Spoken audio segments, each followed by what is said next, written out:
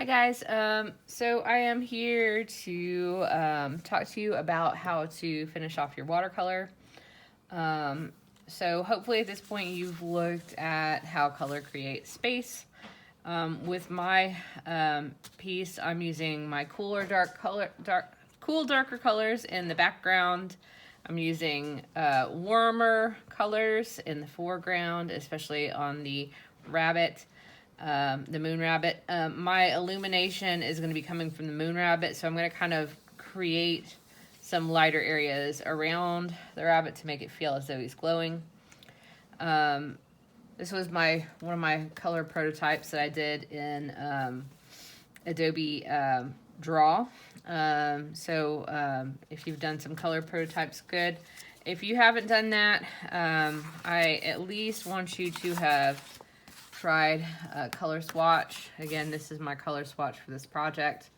You can get a pretty good idea of what I'm going to do here. I didn't really work with the pinks. I do want to include some pinks in the wings to make it a little bit more like a Luna moth.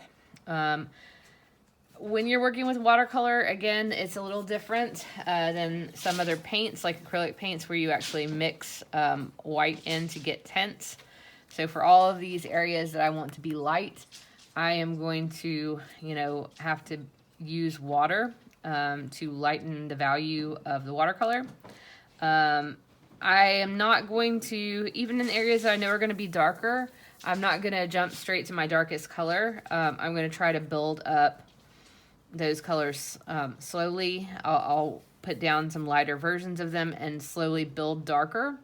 I'll have to let layers dry and then paint over them, let layers dry and paint over them.